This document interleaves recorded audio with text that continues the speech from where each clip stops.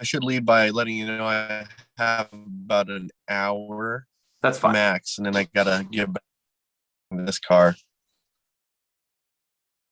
Today's been rough, man. Didn't start off so hot. No, no. Well, hey, my live stream is not starting off so hot. Yeah.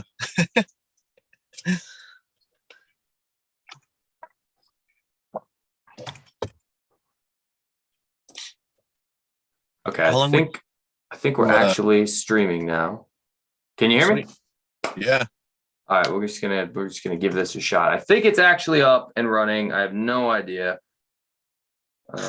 We'll just make it happen. So maybe can I simultaneously record this if it doesn't work? Maybe not, because it's being streamed. Cool. Well, maybe our conversation is just going to be you and me just having a conversation. So there we go. Yeah, there we go. So anyways, dude, you're working today. You were doing some work tinting windows as usual. Yes, sir. Is that your full-time job right now? It's not. No, it's still just a side hustle. I work full-time for a credit union. So I do like consumer loans full-time, like automobile loans, RVs, stuff like that. All right, dude, I think, hey, we're actually live. We're actually live now. Whatever. I think I got this thing working. Okay, so hold on. We got people in here. It's actually working for once. Guys, technical difficulties are a bunch of bull crap. I'm going to be straight up. Not a fan of the way that Zoom works. Apparently, I got the other live to work, but it was my phone that was having an issue, because as soon as I ended the stream, it showed me on the replay 3 minutes of screwing around. So I don't know what the issue was. My phone wouldn't actually turn the stream on. So I was like, I guess I must not be live then. So who I got with me right now is my friend. Go ahead and introduce yourself real quick, man. My name is Rossiel Trejo. I'm a small-time investor in real estate, and I live in Idaho. So more specifically, like Eastern Idaho. And you have been the victim of prices going up as Californians move in and jack those prices up. So it's been difficult for you to make sense of the numbers. That's kind of what you were talking to me about recently, right? Exactly. Yeah. With the influx of people, and everybody likes to blame everyone from California, but it's honestly from everywhere. We've seen people move here from New York, from Texas, from California, and Washington as well. And right. It kind of started at the beginning of 2020. And as the pandemic hit, more people, I guess, were looking to get out of those bigger cities. And Idaho's a gem, man. Not a lot of people know or realize it. Maybe now they do, but Idaho is a beautiful place, and they definitely came in and stirred up the market. Yeah, it's the only good state of the Pacific Northwest, in my opinion. There's parts of Oregon and Washington that are a little more like Idaho, but yeah, Idaho's not bad. So real quick, just for people who are out there watching this, what we're going to talk about today is my friend Rossiel here. He is frustrated with how expensive it's gotten in Idaho. He can't find deals that make sense to him. He knows that I invest in Gary, Indiana. I have 10 total units. 7 of them are in Gary, Indiana. I've been in that market for like 3 years. And he just has some questions for me about, he was messaging me about considering investing in Gary, Indiana. And I know that a lot of people are intrigued by the idea of buying cheap, actually cash flow positive rental properties. But one of their concerns is not only investing at a distance, but I mean, it's Gary, Indiana. I mean, like, you Google it and it's just concerning. You feel like you have to clean your computer after you Google it. Like, don't do it unless you're on an incognito tab. It's that dirty. Anyways, so a little bit about him. Yeah, he has one duplex that you're still house hacking that one? No, we actually sold that duplex. Okay, so tell me where you're at right now then. So in 2021, we were given an offer to sell the duplex to someone who was actually helping me find another property. It was a real estate agent in Boise, which is Western Idaho. And she was helping me look for another property, she came across an investor from, California, who was looking to 1031 exchange. And I guess they were kind of like at the end of their 1031 exchange, and they couldn't find anything. And she just so happened to know that, I had a duplex that I was house hacking, and we had just renovated the one side that we were living in. And on the other side, we had a 12-year tenant that was there, and he was great, took care of the property, did everything that, a maintenance guy would do. He did it for us. So that was great. And so they made us an offer that at the time I couldn't refuse. And we decided to sell, use a lot of the cash to pay off a lot of debt, school debt, bad debt, stuff like that. And then we decided that it was time to move home. So my fiance and I are both from the same part of Idaho, which is Eastern Idaho, here in Blackfoot. And so we decided, it's time to go home and start saving and, kind of go from there. So that's where we're at right now. And that was in 2021. And I thought it was the best move I could make, and looking back, I think a lot of it also had to do with a little bit of like self-confidence. I had just started getting into real estate. Like in 2018, I started doing my research and then purchased in 2019. And at the time I was managing my rental myself, trying to determine, how much I could ask for rent once we moved out. And it was a little overwhelming at the time. And so someone kind of gave me an out. And so I was like, okay, well, I dipped my toe into this. There's an opportunity here to fix our financial situation and then try again in the future. Well, I just wasn't expecting for everybody to move here, 6 months later. Right. And so it's been since we sold our duplex that it just seems almost impossible to make numbers work here in Idaho. And to be honest with you, it almost sometimes feels like I might be the only person not buying anything because of, my proximity here and the way things are going, and just not having any experiences investing outside of Idaho. Right. Yeah. So, I mean, I can guarantee, I'm looking at the chat right now as people are messaging in, there's different people who have not bought their first rental. So you've already bought your first, you just happened to sell it. You bought it, you remodeled it, you did sell it at a profit, right? Yes, absolutely. Yeah. So, I mean, so you effectively fixed and flipped the property, right? Yeah. Essentially we did, and looking back, it's always kind of like hindsight. I wish I would have kept it. Right now, it would have been great. I remember when we were considering selling, they had given us the offer.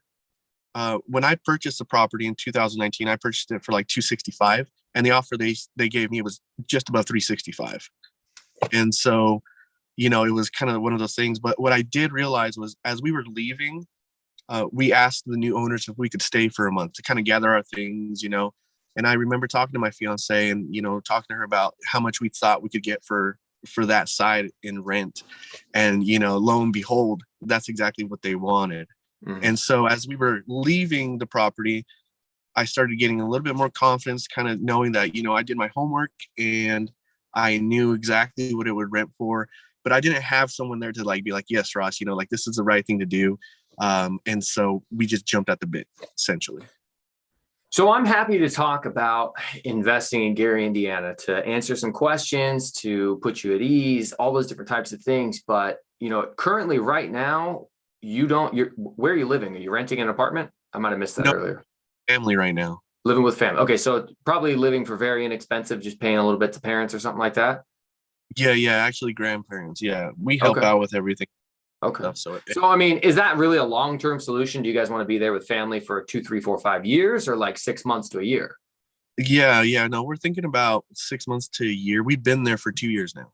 And so, we've had the opportunity to save and start a business. And so now, we're in a perfect world. I would love to house hack again, sure. Buy a duplex, maybe, buy land, build a duplex. It's just trying to find those numbers it's really hard. Right. Well, I definitely would say, as much as I want to talk about Gary, and we will, Gary, Indiana, long distance real estate investing, I would have to say that the number one thing you should do is try to figure out how to find a house hack that makes sense for you, even if that means buying another one that is in need of some repairs, and you can fix it up, put some sweat equity into it. Because, I mean, at some point your wife's going to get tired of living with family. As a single guy, as a soldier, as a man, dude, I'll sleep on the floor. I'll put my mattress on the ground. The only reason I have nice things in my house, it's not for me. It's never for me. It's to impress whatever lady happens to be around. I don't give a flip. I'll sleep on the ground and eat microwavable pizza. But, unfortunately, we have other folks in our lives we have to impress. So whatever. Exactly. Realistically, a house hack would be great. And it's a very expensive area. I know my buddy Dion, I don't know if he's here or if he's stuck on one of the other streams I tried to start because I'm terrible with the technology, apparently, which is surprising. I should be better. Anyways, he always talks about it's more impactful if you live in an expensive area and you can cut your living expenses down to zero through house hacking. Well, then you did a lot for yourself versus someone who maybe lives in Gary, Indiana, and the house hacking is not quite as impactful because their rent versus their mortgage payment are pretty similar. So I would suggest you probably should start by trying to get back into a house hack. But that being said, let's talk about Gary. So you're interested in it, I assume, because you've seen me post about it, you've heard me talk about it. Like, how did you get interested in Gary, or why are you even considering it? Yeah, and I think that's exactly what it is. I think not only you posting about it, and stuff like that, but I know that a lot of your team, your group of network out there is also invested out there because you kind of dipped your foot in there first and it seemed to work. And so I've been following you since, I don't remember when's the first time we ever talked, like 2000, A long time. 2019. Yeah, Long something time. like that. Yeah, and I think you were already going into that market. And so as I was sitting here the other day thinking to myself, you know Mike lives in Washington where it's not super affordable either. And so then I got to thinking, well, if he decided to, invest outside of, out of state, maybe he went through the same motions that I'm going through right now. Mhm. Maybe the same frustrations of like not being find something that made sense besides your house hack. Mhm. And so, yeah, that's essentially what got me good. And then I've done other research. I know that a lot of properties in Gary, are sometimes on the wrong street, on the wrong block. It varies from Oh, block for to block. sure. Yes. I have talked to real estate agents out there and everything, but at the same time, there's potential out there, Mhm. and that's kind of like what got me thinking. Maybe I should ask Mike, reach out and see if there's any information that he could give me to, ease my torment of not being able to make the numbers work here. Right. Yeah. So, Gary is a very unique city. It's an extremely unique city. It has its own set of unique challenges, its own set of unique problems. It's got 3 times the national poverty rate, 3 times the national crime rate. Used to have a population of 200,000 people. Right now, it's about 70,000 people. A third of all houses in Gary are abandoned. There's entire blocks of houses that are burnt out, abandoned, destroyed, ruined. High schools abandoned, churches. I mean, it's just, you drive through this place and you feel like you're walking around a post-Chernobyl type incident. You just think a nuclear bomb must have gone off. And unfortunately, the only thing that was worse than a nuclear bomb going off was the politicians sending jobs outside of the country, deindustrializing the area and screwing over the middle class. That's actually what happened in that area. It wasn't just a bomb. And so all the people that are left are struggling. Most of them are struggling. There's not a lot of nice areas in the city. There's about one that I could think of that's legitimately a nicer area. It's called Miller Beach. It's up near Lake Michigan, which is the Great Lake that Gary is kind of on. Other than Miller Beach, it's not nice. But you're right. I'm in Seattle. Seattle's even more expensive than Idaho. Double whatever prices you have out there. That's what it is here. And so I was confused about how I was going to move forward and buy another rental property. And I had met Dion at this point, who would have just told me, dude, do another house hack a year later, and then another one, and another one. So I started chatting with a mentor, a friend of mine named Mark, who I see down here pimping his own channel instead of paying attention to what we're talking about, if he's even still watching this thing. But Mark started investing in Gary. He got connected with a turnkey provider via Michael Zuber. And so he started investing there, and he just kept saying, hey, I'm having all this success. I'm doing a good job out here. You should check it out. You should talk to these people. And to your point, yeah, the first thing that I was concerned about after Googling it and feeling extremely scared was, I don't know anyone. I don't know anybody. I don't know any contractors, real estate agents, nobody. And so I had to kind of bridge that gap. And I did it through a relationship I had with somebody else, even though to this day, I've actually never met Mark. We've never met, but we've talked off and on for years. So if I was going to ask you, like, what's your biggest concern with potentially looking at investing in Gary? Like, what question can I answer? What concerns can I put to rest? Yeah, I think like the major concern is the team. I feel like it's easy to go out there and get to know the area, but building a team out there that you can, have confidence in, that are going to tell you what you need to be told, not like what you want to hear. Right. And, I guess I would ask you, like, how'd you go about that when you first went? Have you have you been using the same people? Did you use one person and then, kind of move on to somebody else and been jumping around and just forming the perfect team? I would Yeah. I would assume that you don't get it every first time. You'd assume I don't get what? You wouldn't get it right the very first time as far as putting the Oh, team together. right. It's Well, you. so the nice thing is I was able to piggyback off of somebody else's success. So Maskey Finance is my mentor, Mark, down in the comments down here. His YouTube channel's name is Maskey Finance. So he had already bought a few houses. He already had a property manager. He already had used a turnkey provider. So he told me, hey, just call and talk to the turnkey provider. So I did. And I already knew that they had sold him multiple houses. So I knew that they were honest with their transactions. They were going to follow through. So I wasn't super concerned. I just wanted to chat with them, build a relationship, start building a rapport, and introduce myself. Hey, I'm friends with this guy you do business with. And the subtle implication in there is don't screw me over, or you might lose a bigger customer. Maybe I'm the little fish, but do you want the big fish to swim somewhere else? Probably not. And so I've kind of helped other people piggyback on that as well. At this point now, we have this group of investors there, 10 to 15 of us who've bought so many houses and are actually doing some pretty good work in the market. Like if somebody pisses one of us off, they're really running the risk of turning away a lot of business, which they don't want to do. So I always recommend people, if you're looking at investing in an out-of-state market, probably any market, I don't think it's a smart idea to try to start with any type of fixer-upper project. You just don't know enough people yet. So I bought a turnkey property from a turnkey provider, had a tenant in it day one. That tenant is still there right now. So I bought a property already performing. Go ahead. Oh, I was going to say that's awesome. Yeah, and so it takes away a lot of the problems, because let's just say you buy a property that needs remodels. Well, now you got to go through the entire remodel process. Then you have to figure out how to lease the property, find the tenant, get the lease signed. You've also got to hire the property manager. I mean, there's a lot of steps to take before you ever bring any income in from your rental property. With a turnkey investment, I signed and inked the freaking deal middle of June in 2020, and then I got half a month's worth of rent for the end of June. I just because there's a tenant in there who already paid for June. So I got half of June's rent to me. Come July 1st, I got July 1st's rent. There's already an existing property manager taking care of them. I could choose to use them or use someone else. I just stayed with them because it was also Mark's preferred property manager. So I was really just able to, almost like you're, in spirit of the World Cup, like you're just subbing out another player, just boom, taking their place right away from the previous investor. Now it's me. It's already working. So it's a lot more simple to get started that way, in my opinion, versus taking on a whole project.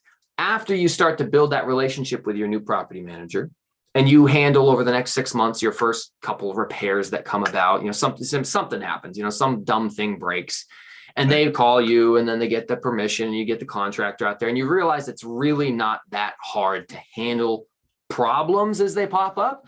That's what helps build confidence and give you the courage to actually, okay, I'll buy a second one. I'll buy a third one. Maybe I'll even take on a larger project. So what other questions you got? And thanks to everybody who's watching real quick. Hold on. Sorry, man. Let me check a couple of these comments real quick, because I appreciate people hanging through with the multiple technical difficulties. So Amafid, what's up? All-Nighter Hider, thank you for being here and for being on like 4 other live streams I started. Brantley, what's up? Roldan, how's it going? Evan, thanks for messaging me on Instagram earlier. Alyssa, what's going on? Maskey, you were working earlier as well. Yeah, I figured that out a little too late. My bad. Journeal, success is a journeal. What's up, man? Oscar, Rob Toyer, my man up in Marysville. Michelle Meyer, we are here. Thank you. Appreciate that. Lumberjack, that was easy, and that was sarcasm. REI Stoners, light went up for me, my guy. Here you are. Perfect. Cody Evers. Looks like everybody's jumping in. Appreciate that. All right, Rossiel, go ahead. What other questions about Gary specifically, or I guess long distance real estate specifically, do you have? Yeah, I mean, like right now with the market shifting and things like that and everything kind of going up, have you found it more difficult to find more properties there in Gary? Have you slowed down your purchasing, or is it kind of still rolling as it was when you started? So when I first started buying in Gary, it was at the bottom of the upswing that we saw through 2020, 2021, even to the beginning of 2022.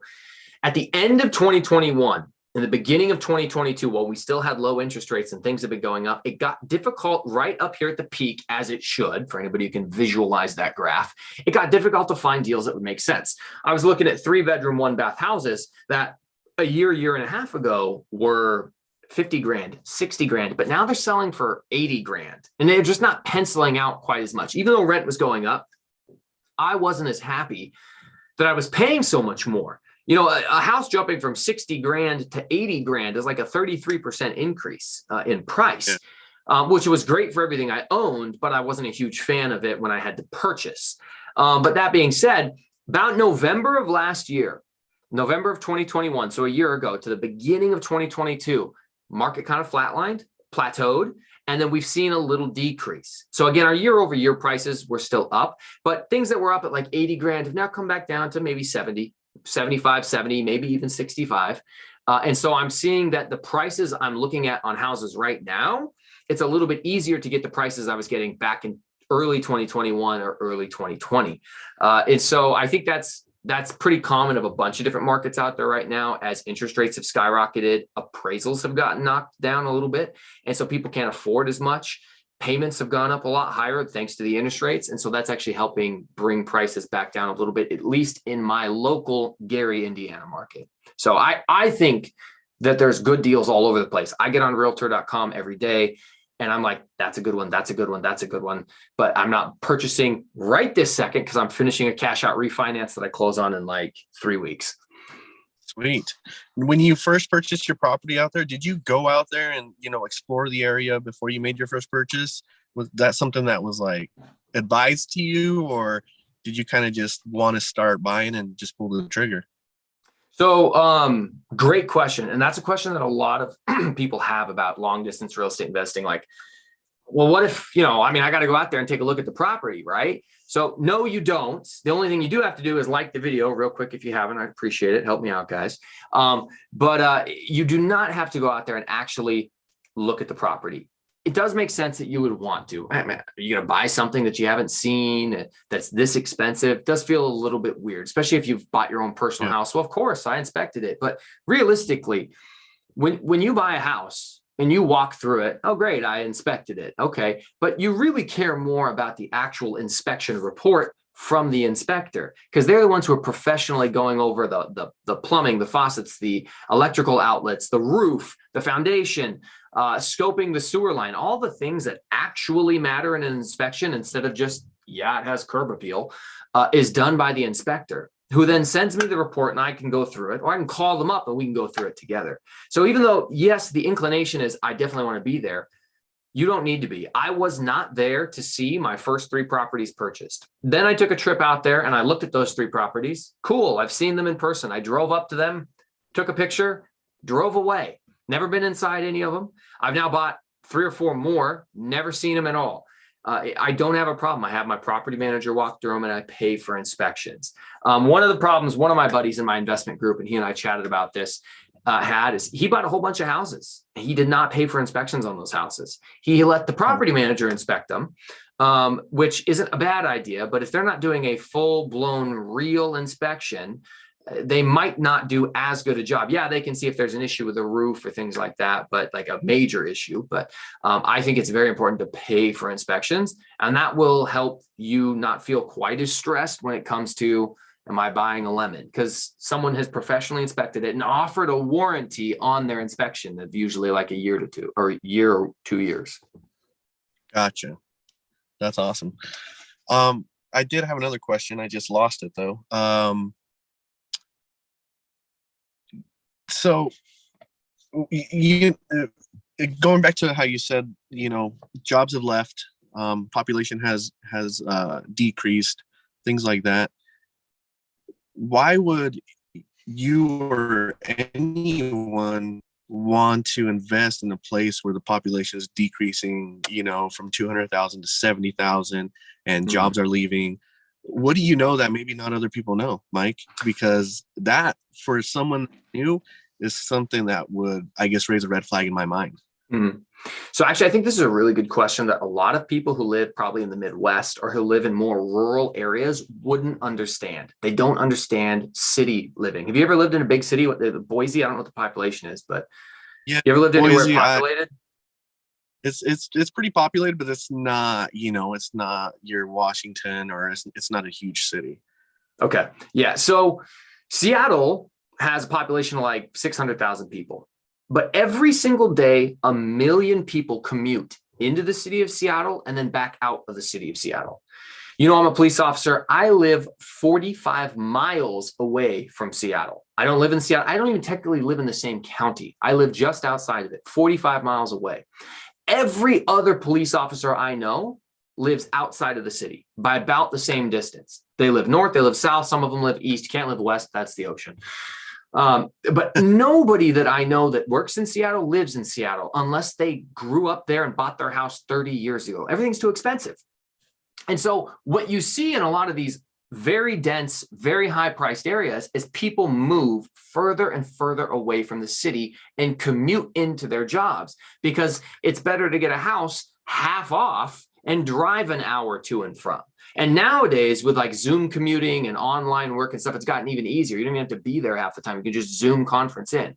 So what I look at when I look at Chicago is, in Chicago is only 45 minutes away. Chicago has, like, I can't remember the exact population. I think it's like 2 million people, but it's, 2 million people. And then there's all the suburbs and all the other areas. It's a huge, major metropolitan area.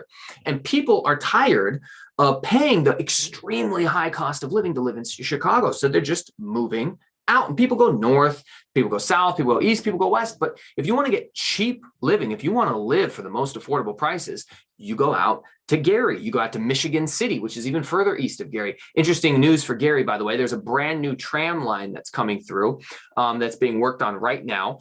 They started the project like 2 years ago, but it's going to take a high-speed rail from downtown Chicago all the way out to Michigan City, which is another half an hour past Gary. So it's like an hour-long trip that'll funnel workers in. Why would they be spending all that money to run a trail from one state to another state if it wasn't for the fact that the city of Chicago has a ton of workers that are living outside of the area?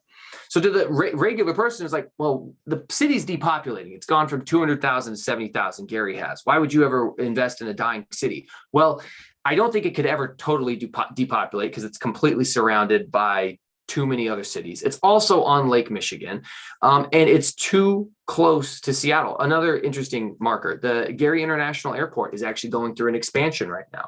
Why would they be expanding that airport if it wasn't for the fact that they're anticipating increased traffic in and out of that airport? With the expansion comes new jobs, comes new housing. So I understand the concern people have about it being a depopulating city. I just don't think that they're actually founded when you look at it. And if you've lived in a major metropolitan area like me, a 45-minute commute is nothing. We always joke, I'm an officer in Seattle, we always joke that Seattle is an hour away from Seattle. Like, you just want to get from north to south Seattle, you're driving an hour. So that's kind of that's how I view it, at least. Absolutely. And see, that's not something that I was privy to. And like you said, never lived in a big city besides Boise. But Boise, I mean, you can go from one side of Boise to the other. I get, at least back then, with not too much headache. Now it might be different. I haven't been there in years, and so it might be way different now. But no, that's definitely interesting. You make some good points about everything expanding and the tram line. That's awesome. And did you? So I guess how are you staying up to date with all of these things? Do you follow certain media outlets that are from over there? I mean, how are you keeping up with like that? If you're investing out of state, what's the best way to keep up, with that state, with that area?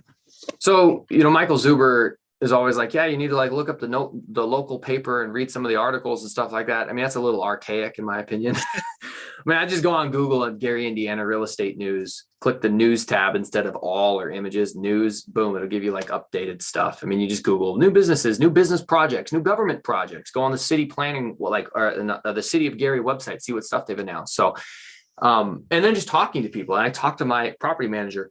I talked to my real estate agent. I had a conversation with another real estate agent the other night who was also talking about that train project, that railway project that was coming through.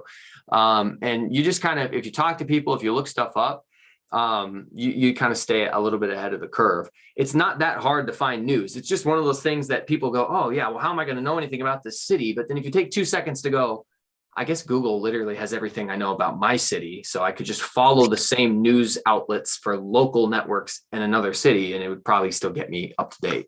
So. Gotcha. Yeah. I mean, that's pretty easy when you put it that way. Yeah, but this is the thing. People say, oh, there's no way I could invest out of state. It's too confusing. It's too complex. I look at somebody like Michael Zuber, who lives in San Jose, but invests in Fresno. It's a 2.5 to 3 hour drive. 3 hours. Right. Dude, if you were on the East Coast, I went and visited the lumberjack landlord and I landed in Massachusetts. From that point I landed at in Massachusetts, if I went 3 hours in any direction, I could hit 5 or 6 other states. We drove 1 hour and went through New Hampshire, went through Maine. Like, so people think, oh my God, I can't invest at a distance. A lot of people are investing at a distance right now. I live in Seattle. If I invested in Spokane, that's a 5 hour drive. It's all in the same state. I think a lot of this stuff is it's just like a mental barrier that people have. And of course, when you're unfamiliar with something, you're always going to be more concerned, have some, reservations about doing it, but there's no difference in the phone call or the email chain, no matter how far away it is. It's still the US, so we're operating under some of the same basic laws. And if you're not self-managing, you're going to use a property manager. Those conversations are going to be relatively similar in whatever state you're in.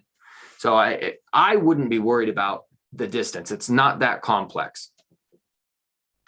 Yeah, I think that's something that's really hard to wrap around, especially when you're talking about moving a large, sum of money that you worked so hard to save and kind of just putting it out there. For some reason in my mind, and maybe other people's too, just the fact that it's not in the same state just almost like deters you from doing it, but until you talk to someone who's done it like yourself and you kind of have the process, and you're completely right. Those conversations, I can't think of a conversation that I've had about a property that isn't similar to the last one. And so, I think you're absolutely correct, where it's a lot of mental barriers that we probably set up for ourselves and all that good stuff. And so, yeah, I mean, it's been tough here. And at one point I was like, I'm never going to buy property again. And feeling overworked, oversaved. And, say what you will, saving money hand over fist as quickly as you can is not the funnest thing in the world. It's, going on a vacation is nice, stuff like that is nice, but where you work so hard to save those things and then, you haven't done something like invest out of state, it makes sense that, barriers come up in your mind because it takes so long to save.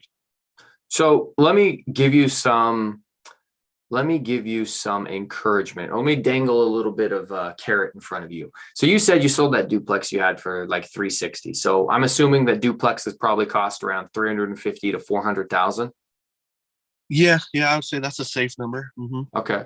And how much does it rent for? Like the side that you were renting out to that guy who was there for 12 years, that probably wasn't at market rent, but like how much was he paying? Yeah, we didn't have him at market rent. I think we had him paying about $1,000 a month. It was a 2-bed, 2-bath. And when I moved in, he was paying about, I don't remember, maybe like $750 or something like that. And so at the time we raised his rent. And then once we were moving out a year later, when we asked to stay for an extra month, they said, yeah, you will sign a month lease or whatever. And they were asking about $1,200 to $1,300 a month. Okay. So I'm not so against that because, the guy had 7 years of extremely low under market rents. And if he was to go, I'm sure, bumping it up to 12 or 1,300 is probably still at the low end of the market. So I'm assuming each side of that duplex could rent for like $1,300 then. Yeah. Today, I think I'd say safely 1,300. Yeah. I'd say that's pretty conservative. So it's a total of $2,600 to support a $400,000 mortgage. Now I'm just going to pull up some of the Gary stuff I was looking up. So you said it was 2-bedroom, 1-baths for the duplex? Yep. 2-bedroom, 1-bath with the 2-car garage splitting the properties. Okay. Or in between the properties. So currently right now, Gary is saying that HUD says for Lake County, which is the county Gary's in, 2-bedroom apartments rent for $1,185. So call it $1,200. That's rounding up $1,500. You could rent for $1,300 a side. I can rent for $1,200 a side. So I'm only off by $100 a side compared to you. But the duplex that I buy in Gary, Indiana costs $120,000. And the duplex that you're buying costs $350,000. So it's much easier for me to have good cash flow, to get a much higher cash on cash return if I'm buying the property so much cheaper. So I understand like your reservation. Do I want to put all this hard-earned money that I just saved up into something that's far away? Well, technically, you're going to have to work even harder and save up even more to buy your local duplex to get a little bit more in rent, but way less cash flow, way less cash on cash return, because your payment's going to be triple. Well, not quite triple, but it's going to be much higher than mine is. Most of the properties that I buy, I have a $90,000 duplex right now, has a $500 a month mortgage payment on it, $500. And it's extremely under rented, way under rented. It's like 800 aside. So it's only bringing in 1,600 and it's way under rented. But it's just so much easier to get the cash flow with these less expensive properties. So if it was me and I was sitting there stressed, this is kind of how I thought about it when I bought my very first property in Gary, $60,000 single family home. And my down payment on it was going to be 12 grand, 20% down with like 2,000-3,000 in closing costs. So I was like, all right, $15,000. Let's say I get it wrong. Let's say I screw up. The deal doesn't cash flow. It's bleeding me dry. It's an alligator property. I put $15,000 into it. That's a $15,000 mistake. Now let's say I save up 20% to buy a $600,000 duplex here in Seattle. Now you just put a zero on the end of all those numbers. Now my 15,000 down is 150,000 down. It's a $150,000 mistake. And it's much harder for me to swallow that pill and work so much harder to save all that money. So really, that's kind of what it came down to. I had enough confidence that I'd watched him have success in the market. I knew he wasn't trying to sell me anything. He's never tried to sell me anything. He's not lying to me about anything. Is it possible I buy a property and I just get unlucky on the first one? Like Michael Zuber's story, the tenant, they moved in, they paid their first month, then they never paid again, destroyed the property, had to evict them. Yeah, but that could happen anywhere. That's not just Gary specific. So if I'm going to make a mistake, if I'm going to go out on a limb, to me personally, I felt like it was actually a safer option to put less money. And if I don't like it, all right, I'll sell it, take the loss. I mean, I recoup some of the money, but like take the loss, walk away, go back to saving forever for my $800,000 duplex here in Seattle. So that's just something I would consider. I know you're on a time frame. You got about 10 minutes left? You got about 10 minutes left. Yeah. Okay. And I'll keep the live stream going after Rossiel hops off. But what other questions you got for me, buddy? Or does anybody have any questions for him? You think of something to ask, and I'm going to check the comments real quick. No, just not to put you on the spot, buddy. You look great. I see why your wife married you. I get, well done. Well, appreciate that, man. So I don't. Go ahead. No. It's all you. Well, I was going to ask you, honestly, I think for me, it's more of that, getting past those barriers. I know that you've had success there, and like you said, you went that way because you saw someone else have success there. And so I think it kind of goes a long way to know as many people as you can, and not be afraid to ask for help, even if it's mental. Numbers are numbers. If you calculate them right, they're going to come out the right way. And so that wasn't so much the hurdle for me.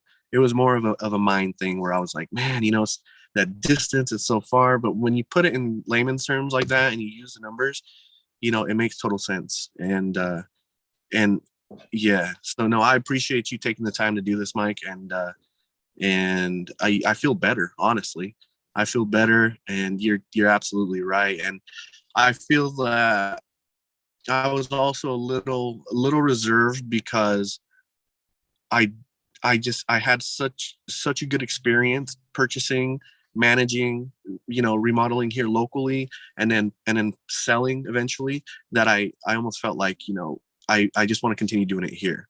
So I think part of the push is also, growing, going through those pains, the insecurities, and trying to grow as an investor, not kind of settling for what and just kind of always doing what maybe just expanding a little bit and being a little bit more brave. Sure, man, dude. And the point of this video is not for me to peer pressure you into investing in Gary, Indiana. I got bullied into it. Mark would not leave me alone, dude. I just like, Mark, stop. I don't want to do it. It's a terrible city. But it got to the point where I was like, all right, Mark, I'll call the person. I'll call the turnkey provider. Sure. And I really think that is actually the final hump of being able to start investing somewhere else, is once you actually start calling people and not only asking these questions of me, but all right, I'm going to call the property manager. So what happens if something bad happens? Well, I mean, if it's a major emergency repair, we fix it. We call you about it the next day. And if it's a minor repair, we call you about it and get your thoughts on it. Okay, well, all right, fair enough. Well, what about an eviction? Well, this is our eviction process. It takes like 3 weeks to get somebody out. And you go, 3 weeks? At least when you live in the Seattle area, you go, 3 weeks? You mean 3 years? 3 weeks? Really? Wow. And just for not paying, like they didn't have to kill someone? Oh, no, if they don't pay, they go. Wow. It's amazing.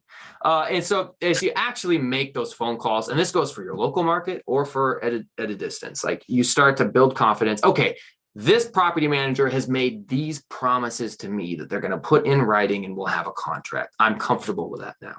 And this real estate agent and I have talked about a whole bunch of different things, and they have given me honest opinions, and I feel like they're educated in the market. They're not going to lie to me. Great. I mean, you could get a bad agent in any market who sells you a lemon. So that's really how you get over the hump of investing at a distance, in my mind, because I really, truly think most of the barriers and the hurdles that get put up are mental. And people just think it's harder at a distance when it's really not. But yeah, dude, 100%, like all honesty, you should absolutely house hack first. You should probably go try to find another duplex. You've already got experience fixing and flipping one. Just fix it and keep it this time. Keep it. Yes. Oh, man. All right, dude. Hey, I got to let you get back to work because I know you only got a few more minutes. So get back to tinting cars and message me on Instagram later. All right. Absolutely, man. Thank you so much. I appreciate your time. No problem, dude. I'll talk to you later. Take it easy, man. All right. Bye. All righty. For everybody else that's still here, let me see if I can't figure out what we got. Let me go through some of these comments because I see you guys getting all excited down here. Hey, my buddy Rossiel, he's a good dude. He and I have messaged, and this is why I always tell people that the number one thing that you should do if you're interested in investing out of state in a market, when you're trying to pick the market, is you should YouTube and you should Google and you should go on Facebook and Instagram and search that market and real estate investors, like Gary, Indiana Real Estate Investing Club, Gary, Indiana Real Estate YouTube videos. Who is making videos?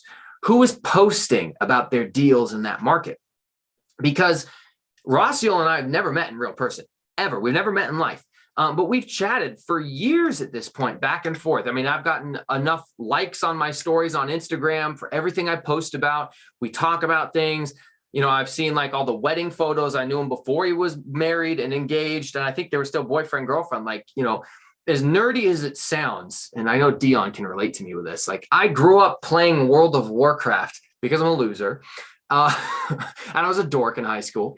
And I played so much video games that like you would make friends with the people you played video games with. You would like make friends with them and talk to them every night when you'd go home after school and play, to the point where you actually have like a real relationship, friendship with these people, and you know a little bit about their lives. My brother took it a step further. Dude, he met a friend that he played video games with for like 8 years who lived in Vegas, who like broke up with his long-term girlfriend and then was like, dude, I got to get out of here. My brother was like, well, come be my roommate. And they were roommates for like 4 years. The guy moved from Vegas up to Washington. Like, you can start legitimate, real friendships online, not just intimate relationships via Tinder. So keep that in mind. So anyways, I would encourage anyone who's looking at investing at a distance to make sure that you go do the research on and find people like me who are small time content creators. I don't have a big channel. I don't have a big following. We got 22 people in here, and I am thankful for all 22 of you. Probably I've talked to all 22 of you via DMs on Instagram or the comment section, like directly.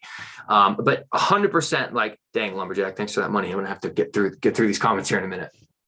It's very important to network. It's very important to build relationships. Real estate is a people business. Those are all cliches you hear told over and over again, but I cannot stress how absolutely true they are. Everything in life is about who you know, so you need to know as many people as you possibly can. Let me start with Lumberjack's comment since he gave me $10.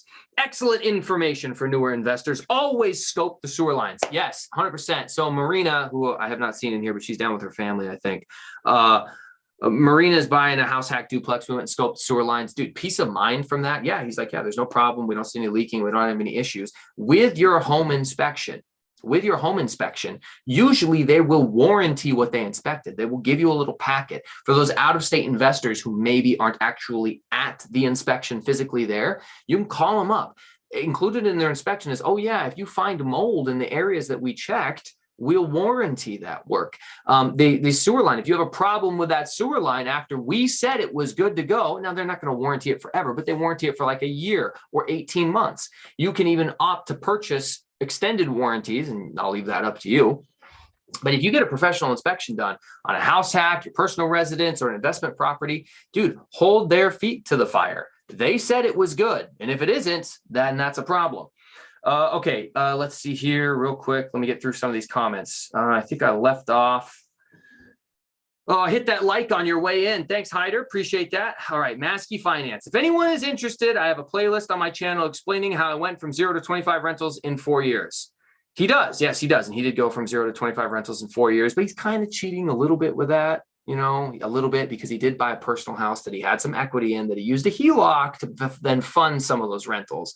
So if you're starting from what I would call a true zero, might take you a little bit longer, but I still think you could do it quickly. He did do it very quickly, and good for you, Mark. Congratulations on retiring to Florida. I'm very jealous. Rick Ramirez. So he's an experienced investor. Are we talking about me? If you're talking about me, I always say I'm not experienced, or excuse me, I'm not an expert, but I have experience. My buddy Rossiel, technically, yeah, dude, he fixed and flipped a duplex. Good for him. Michelle Meyer, thanking Maskey. REI Stoners, I'll be back. Got to follow Maskey Finance. Good. Yep, he's a good guy to go watch. Get some good information about Gary there. Decentralized Syndicate. I dig it. All-nighter hider. I'm not exactly sure what you're referencing there. Sorry. Let's see here. Question, do you know if Clownifornia would see it as a conflict of interest if I were both buyer and licensed inspector? I assume that's state specific and a conflict. Buddy, I have no idea. I mean, I'm sure that home inspectors also own homes, and they probably trusted nobody to inspect their home better than themselves. So, but that's probably a question for somebody else. And Lumberjack answered you right below. Okay, Brantley, South Shore, sweet. Lumberjack landlord, no problem, create an LLC, then you hire them, which is you to do the inspection. Okay, so you guys are conversating about that. Perfect. Let's see here. I'll skip past some of this. Maskey Finance, I'm financially independent, primarily from my rentals. And Gary, yes, that is true.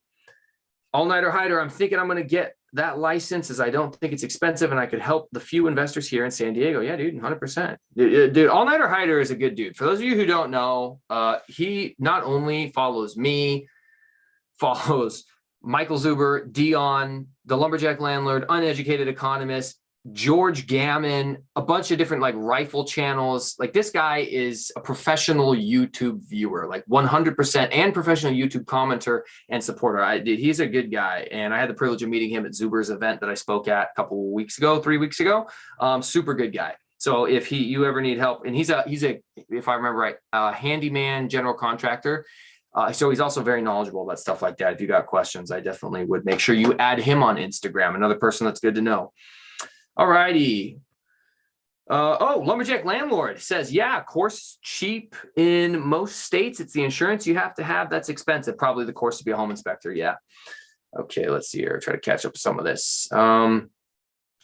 All-nighter hider. In the months I've been listening to the REI Avengers, my eyes have become real estate centric as I travel around, and I'm talking real estate every day to someone. Familiarity does breed confidence for sure. Dude, I think that's like the number one way that you build confidence in anything. I remember when I very first got on the SWAT team, and I was not in the military.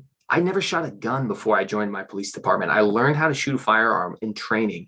And then I was an officer for a few years. And then after that, I tried out for the SWAT team, and I was compared to these guys, you know, when you think SWAT, special weapons and tactics, you know, shoot, move, and communicate, you got to be a crack shot, dead shot stud. And I mean, I could shoot really well stationary at a paper piece of target, but I had no confidence at all. And when I had to go out there and stand next to a bunch of like actual stud muffins and some people that had seen some stuff and done some stuff, you know, you just feel out of place. And where does confidence come from? To your point, it comes from experience, comes from knowledge. Thank you, Ty Lopez, for ruining that word forever for me. Comes from experience, and it comes from knowledge. So as I learned more about the courses of fire, as I practiced more, as I attended different trainings out there to really perfect my firearm skills, now when I step up on the line, I know that I'm not going to have any issue doing exactly what I need to do. And I'm having to be somewhat vague because I think YouTube has a whole bunch of anti-gun reference things that are like catchwords that they'll ban you for. So unfortunately, but same thing with real estate. Dude, I was intimidated and scared and concerned when I very first started investing in Gary. All the things I could think about that would go wrong. My tenant's not going to pay me the first week. They're just not going to pay. Then I'm going to do an eviction. They're going to destroy the house on their way out. It's going to get absolutely destroyed. Maybe I don't have enough money in reserves. I'm going to have to do a $20,000 repair and then try to get a new tenant in. I'm not going to make money for 3, 4, 5 months. Then I finally get somebody new and it could happen all over again. Oh my God, this is just the worst. What am I thinking? Those were the thoughts that were going through my head. But because I had, I guess, experience, but it was really, I was piggybacking off of another investor's experience. Look, I'm using the same people as him. They've placed multiple tenants for him. And those tenants haven't had problems. So yeah, I could get a bad tenant, but they've got a track record with someone I trust of placing good tenants, of managing properties well. And so even though there's always going to be concerns, if you have enough experience and enough knowledge and enough confidence, then you're going to be able to at least mitigate how you feel about those problems and hopefully, you know, take a step in the right direction. Okay, I'll get back to these comments real quick. I bought 2 houses in Chicago this year. First is cash flowing well. I'm waiting to find out rent on the other one. Yeah, I bought 1 house in Chicago this year, and I have a video that I'm going to release in just a few days. It's my first ever BRRRR project. And that's what I actually have the swing and a miss shirt for, because I laid out my plans for it and I lined up at the bat and I took a nice big swing trying to hit a home run and missed. So I will expose myself. And then I have my second BRRRR project, which I will also make a video about, and that one closes in a couple of weeks. And that one I lined up on the plate and I knocked it out of the park. It's a fantastic deal. You're going to be jealous. Some of you will probably unfollow me because of spite and being green with envy. So, you know, be ready for that second one. Okay. Let's see here. Who else should I be following real estate related attached to this circle? That's a good question. Yeah. So, I mean, really, you kind of have the hierarchy. Like it started with Michael Zuber right here. And he and I met 4 years ago in a Facebook group chat of a Graham Stephan page. That's when we did our first interview years ago. So it was Michael Zuber. He interviewed me. I already had my own channel at the time. He interviewed my mentor, Mazgi Finance, who didn't have a channel. That's how Mark and I met each other years ago. Then from Zuber, you've got like Dion, you've got the Lumberjack, me, my mentor, Mark, made a channel a couple of years ago, Mazgi Finance.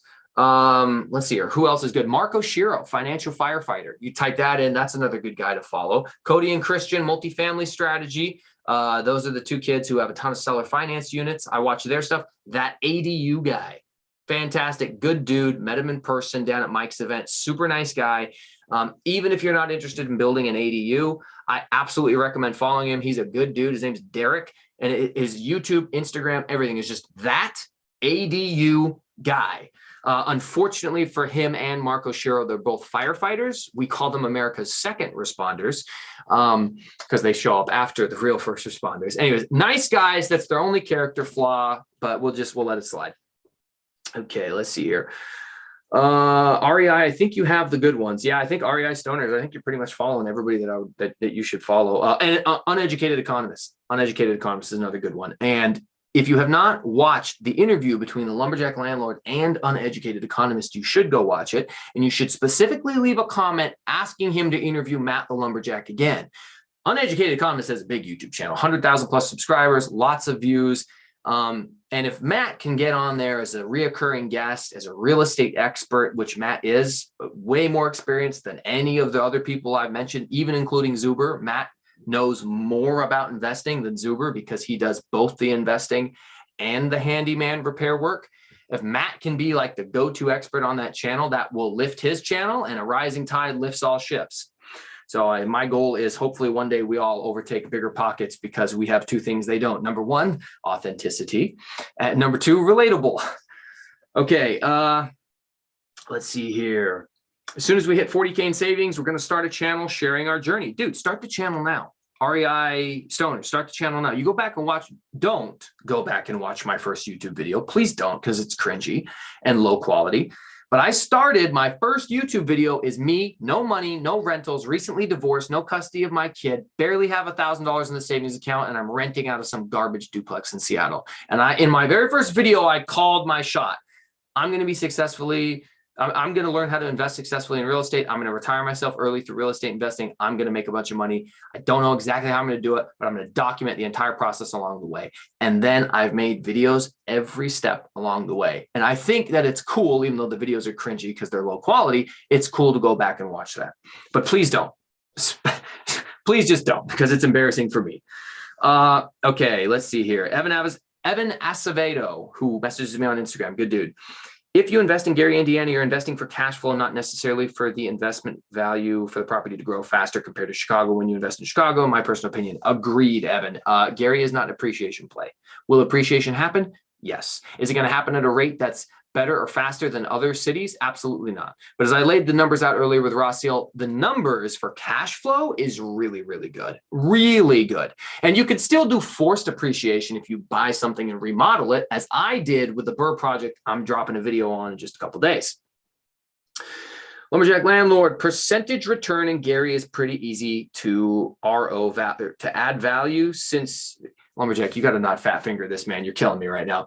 You buy homes for 15 to 25 in rehab. The challenge is, oh, dang it, somebody super chatted. Crap, where'd that go? Buddy, I'm sorry. I was trying to help you out. The challenge is a water heater can wipe out a year's worth of income. Sort of. Labor is way less expensive in Gary. I had a major plumbing issue. The entire basement of one of my rentals, they have like sump pumps out there, and they got drains in the basement sometimes because a lot of these old Midwestern houses with unfinished basements had like leakage and stuff. Well, this pipe backs up, floods the entire basement with 3 inches of sewage. I get the call from my property manager the next day because it was an emergency fix over the weekend. And I'm thinking, oh, fudge. Middle of the night call, emergency call to the plumber for the backed up pipe, sewage everywhere. Oh my God, this is going to be like a ridiculously big bill. I'm paying $4 or $5 grand for this thing at least. It calls me up, the property manager, whole thing, $425. $425. And my property manager was sweating to tell me that. And they're like, look, we beat them up on the price. We really did. We got it down as low as we could. It's $425. And I was like, you're kidding, right? Well, I appreciate all the work that you did. Like, I'm not going to blow my poker face and let them know that I'm thrilled with the price because I don't want them to not beat someone up next time. I'm like, well, I understand that you did everything that you thought. And I appreciate, these things happen. And I hung the phone up and was like, oh my God, this is fantastic. I can't even believe how cheap that was. For reference, I had a plumber come out to my house, 19-year-old kid come out to my house here because I had some weird water line running from the wall to the sink that didn't have a shutoff valve. And I was like, dude, I'm not going to try to screw with this. My main shutoff valve for the house is a pain. I'll just get somebody out here to do it. $650 for a 19-year-old kid to spend 20 minutes doing that. So yeah, a water heater can wipe you out, maybe, but labor's a lot cheaper out there. Water heater itself obviously is going to be expensive, but labor is pretty darn cheap. Dude, Lumberjack, you super chatted me again. What the flip, dude? Hold on, chill, man. I got to catch up. Somebody else just did as well. Let me find that. Dion, what a nice guy. Every time you hit the like button, someone retires before Millennial Mike and Matt. Yeah, that sucks. Yeah, buddy, that's true. But please, if you haven't, hit the like button. Dude, there's 30 people in here. Thank you to everybody who's here watching this right now. I genuinely appreciate that. Dion, thanks for the $5. Lumberjack Landlord banging out another 20. And he goes, figured I would super chat a bit more since I'm not on a fixed income like Dion. Way to flex, big dog. Yeah, if I wish and I think Matt will probably talk some more numbers in his actual course and stuff. Matt, the lumberjack landlord, is one of the most humble people that I think I've probably ever met. One of the most generous too. This actually goes double for Dion and Matt. They're both, I have spent considerable amounts of time with both of these guys, like personal one-on-one time. And the things they do behind the scenes and the people in their lives that they help and the people that they reach out to, like it's inspiring. It's exactly who, if you were going to learn from and you were going to be mentored by somebody, that's who you want to learn from. Somebody who you know has your best interests at heart and genuinely just like has the heart of a teacher, wants to help other people and enjoys helping other people. All right, hold on. Where am I at? Fudge, guys, there's too many comments in here. You're killing me. And I promise maybe next time I'll learn how to do it better so I can keep track of my computer instead of my phone. Okay, let's see here. Let me catch up on these comments a little bit. People are complimenting Maskey for his stuff. Approximately a year to year and a half, I did put $11,500 into it. Yeah, that's what I'm saying. So much inventory that's dead. We're talking about the Gary market. That's what I've been looking at in Gary. So much inventory that's dead. You can buy a dated asset or one that's not too far from rentable that you can get that turn. Tougher in other markets. Yeah, that is kind of the trick with Gary. A lot of people think, oh, I'll do a project. There's a fine line between the type of project you want to do. Like you don't necessarily want to do a total gut rehab. And Matt was actually helping me look at some numbers recently. The full gut remodel is very expensive, and I hate to call it just a lipstick flip because it's a little bit more than a lipstick flip, but there's like a fine line between the gut rehab and then just like the lipstick flip of like repainting the walls and cutting the grass. That if you want to buy a project in Gary that you're going to make money on. But it comes down to just knowing your market and knowing your contractors and knowing your property managers. All right, let's see here. Alyssa M. I agree. Thanks for watching, Alyssa. Things feel daunting until you start taking action and talking to people. Then things start to seem easier. Yeah, 100%. Great comment, Alyssa. I've learned that in the last few days. Yes. Fear of the unknown, lumberjack. You are right about that. I'm convinced. Let's all take Gary back to its former glory, one rental at a time. Dude, that is 100% my strategy. Like the more people that I convince to consider Gary, Indiana, the better that is for me. I mean, the city has a lot of opportunity. I only have so many dollars, but if more and more investors start to pile on that area, you can actually start to turn the city one block at a time. And that's how you actually, look at what happened to the Bronx and a lot of other neighborhoods in New York that used to be crime ridden. You don't walk down those streets at night. Now they're like up and coming areas that people go get coffee at and stuff like that. You can walk around safely. Like if enough people start to invest into an area and bring it back, you can see some pretty good change. Okay, let's see here. Yeah. Lumberjack says you might want to visit it first. That is true. Yeah, you'd be surprised. Again, nuclear bomb. Elise, fire me, please. We are thankful for you. If that's for me, then thank you. Think Bud Light. I love you, man. All right. Nollier Studios. I don't think I've ever seen you comment on my stuff. So thank you for watching. It says Ray from Puyallup, Washington. Hi, everyone. Dude, if you live in Puyallup, I hope you attend Dion's meetup that we have in like the Puyallup area. Actually, it's a little closer to Spanaway, but Dion has that second Tuesday of every month. So we've got one coming up next week. And if you want to meet in person, Ray, let's hang out. Let's see here. Rick Ramirez, no one was talking about Rossiel. Yes, All Nighter Hider. I still pay for YouTube Premium. I don't. I just suffer with the ads. Alyssa M. In tough markets for a house hacker, if 2 to 4 units are too high, it may be worth it to find a single family home with a mother-in-law potential or to add one. I believe those are hidden gold to live in and rent other spaces, especially if they need a little love. Most people are passing those up. Yeah, so that's actually a really good point. The ADU guys, watched a bunch of his videos earlier today. He says his favorite project for people who are on a budget and can't rent out or can't afford to purchase like a duplex to a fourplex is to buy a single family home that has the potential for a JADU. So let's say you get a 4-bed, 3-bath, and you can partition off within the inside of that house, the master bedroom, master bathroom into its own unit, put an entrance into the master bed, master bathroom. That is now a JADU, and you have an additional unit inside of your single family home. Now you still need to be an expert in your local zoning codes and zoning laws, talk to your city development team before you just go about ripping things down and building walls up. You want to get yourself in trouble. But that's his favorite strategy for people who can't afford 2 to 4 unit properties or building a proper ADU over a garage or something like that. It's a good point, Alyssa. Anna just came back from Gary. I want to buy an entire block. I see they're trying to improve. Anna, you're not alone in your thinking, and I hope you actually make that happen. So Anna, if you haven't, message me on Instagram, because that's I always want to know more people who invest in Gary. I like to keep my connections. And when you need a plumber, I know a guy. And when I need a roofer, you know a guy. So yeah, hit me up on Instagram. All Nighter Hider likes the way you're thinking, Anna. Watch out exposing yourself on YouTube. Right. Yes. I hope that wasn't for me. I'm pretty sure I've got all my clothes on. Thanks, bud. Lumberjack Hider, talk about demonetization. No kidding. Rick Ramirez, Alyssa M. True. I just moved to San Antonio this year, wanted to buy 2 to 4 unit house hack, but at the time they were all too expensive. Instead, I was able to purchase a single family home and rent the rooms out. Yeah, that's another great form of house hacking. Buy a 5-bed, 3-bed house, rent it out by the room. And, you know, that right there can bring in enough income to knock your mortgage payment way down, if not all the way down. Oh, sweet. Financial Firefighters here. Hey, I shots fired. Yeah, but I did promote your channel, big dog. I did say you should go watch this guy. Just be aware of the fact that it's never going to be as good as me because he is a firefighter. Alyssa says, Rick Ramirez, exactly. And instead of paying 15% down for a duplex, you only have to do 3.5% or 5% for a conventional owner-occupied loan. Agreed. But Alyssa, you can also get that 5% down for your duplex owner-occupied, because that's what I did. All Nighter Hider, they hate your success and confidence. Poor fools. I pity the fool. Let's see here. Dion McNeely's laughing in the chat. R. Rosales. Hello, Mike from Fresno, California. I met you at the Fresno event. ORAT. I still want to talk to you. Dude, one of the things that I felt really bad about at that event was there were so many people who wanted to like talk to me, talk to Dion, talk to some of the other presenters there. I physically didn't have enough time to chat with everybody. And I felt bad about that.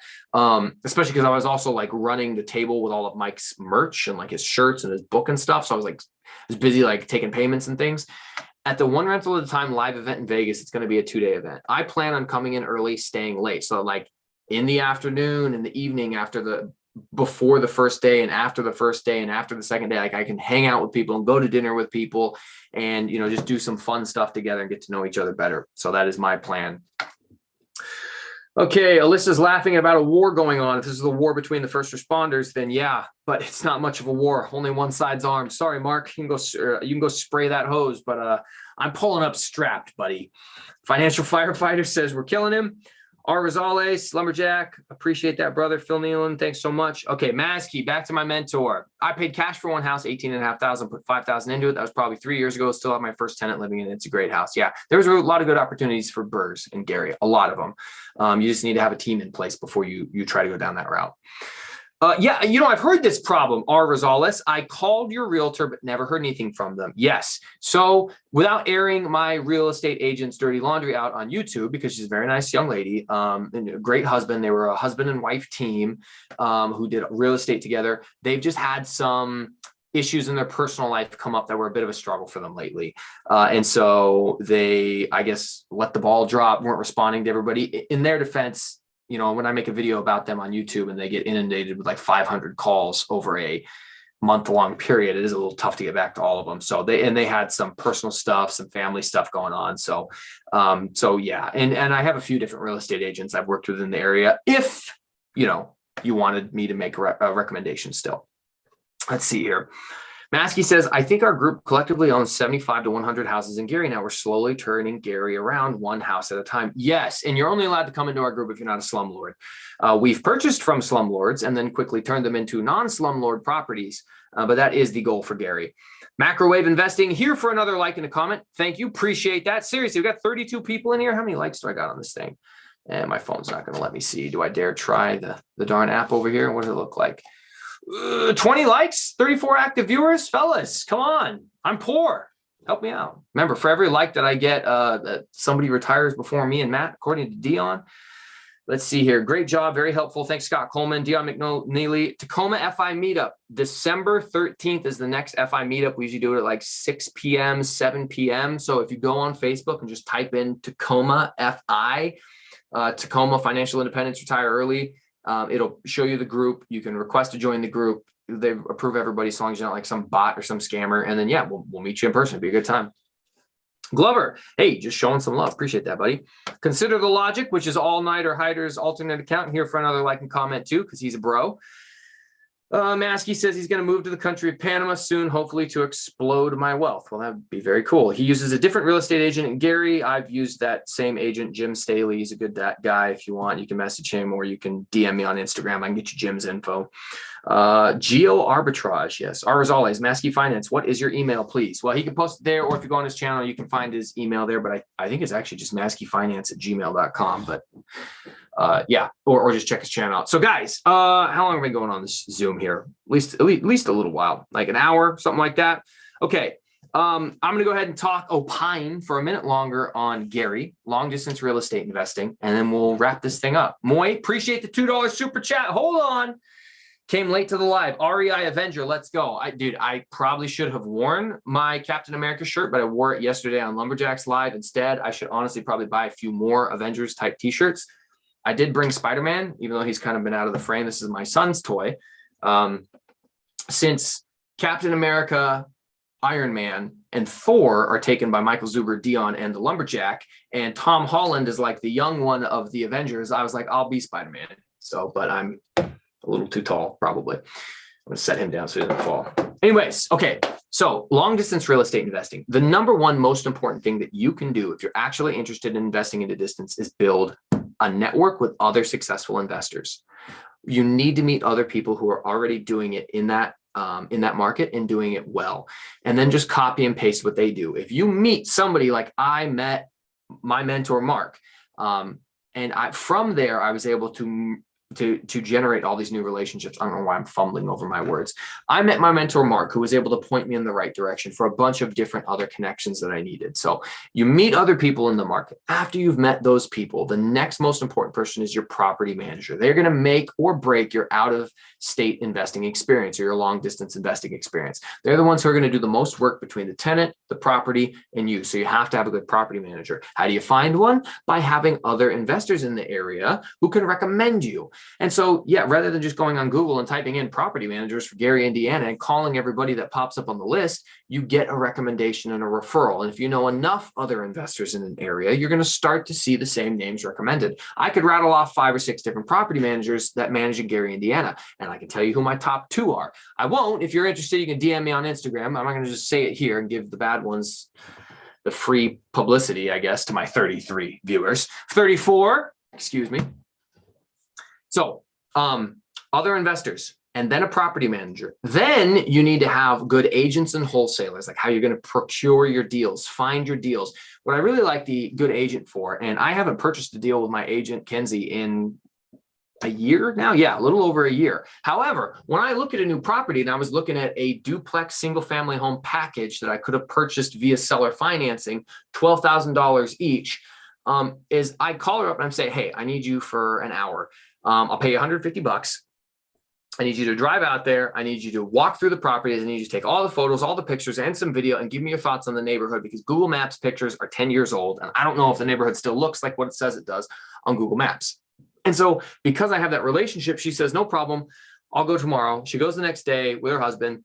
They go out there. They have to break into the houses because the owner of them has moved states away and nobody's lived in these things for years. They got to break in with the owner's permission. I didn't encourage them to break in without the permission. So they lawfully entered the house with permission from the owner, and took all the pictures, took all the info. And I looked at them. I was like, you know, these houses, they're too much of a project. They're a big project. And even though I could buy it for a combined $24,000 for 3 units, across the street, not pictured on Google Maps, is burnt out house, burnt out house, burnt out house, abandoned school.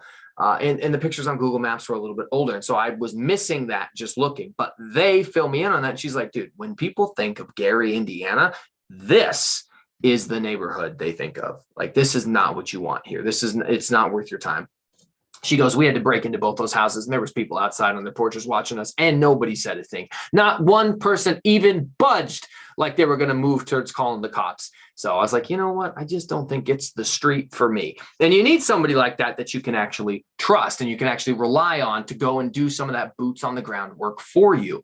And even though you think to yourself, oh, if I was there, I could do it. You don't have to be. You could pay someone. If I was using her to actually buy the deal, I wouldn't even have had to pay her. Every other house that she's looked at for me, where I'm buying it off the MLS, well, going out to the house is part of her commission. But on this one, since it was off market, I wasn't going to waste her time and just, burn the friendship. So I just offered to pay her for her time.